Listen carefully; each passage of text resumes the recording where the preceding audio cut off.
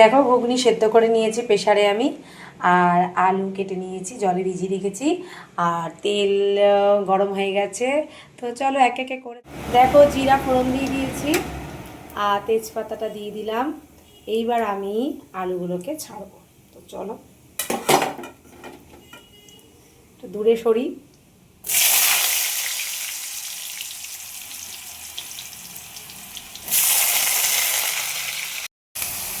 আলুগুলোকে দিয়ে দিলাম। এবার একটু সামান্য এর মধ্যে আমি একটু নুন দিয়ে দেব, আর দিয়ে দেবো একটু হলুদ। এইবার এগুলোকে নাড়াচাড়া করে এগুলোকে ভেজে নিই।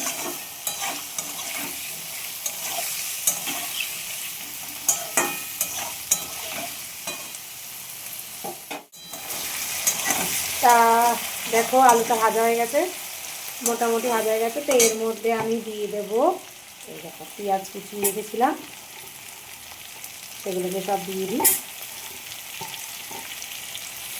এই পেঁয়াজ কুচি দিয়ে এটাকে এবার ভালো করে নাড়াচাড়া করি। তারপর এর মধ্যে আমি টমেটোটা দিয়ে দেবো। টমেটো কেটে রেখেছিলাম, টমেটোটা দিয়ে দিলাম। এইবার একটু ভালো করে নাড়াচাড়া করে নিই। তারপরে আমি এর মধ্যে রসুন আর আদাটা দিয়ে দেবো। তো চলো হতে থাকুক। পেঁয়াজ আর দেখো টমেটোটা বেশ ভাজা ভাজা হয়ে গেছে। এর মধ্যে আমি দেব রসুন আর একটুখানি, ওর মধ্যে একটুখানি পেঁয়াজটা দিয়েছিলাম। এবার রসুন আর পেঁয়াজটা দিয়ে ভালো করে কষিয়ে নিই, তারপরে মশলাটা দেব। তো হতে থাকুন।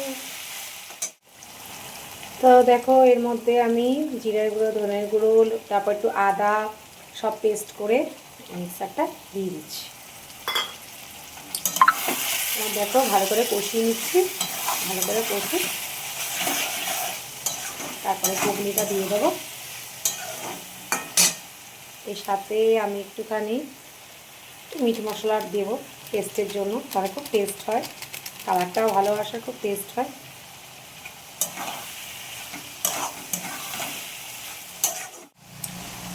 তারপরে দেখো সেদ্ধ ঘুগনিগুলোকে এবার আমি পুরো ঢেলে দেবো। সরি, এরপর এগুলোকে ভালো করে আমি কষিয়ে নিচ্ছি।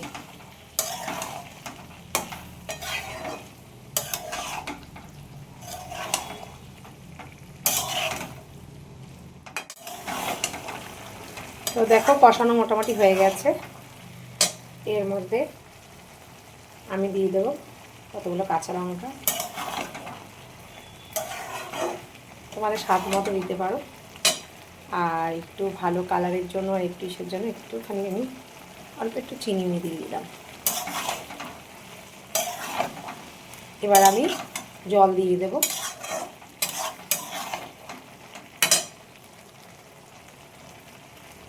সেদ্ধ করা জলটা আমি দিয়ে দিলাম আগে।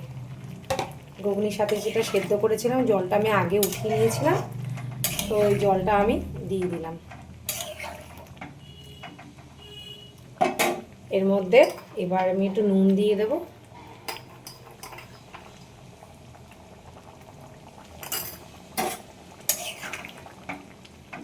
তো চলো ভালো করে ফুটুক। তো দেখো ঘুগনি একদম কমপ্লিট।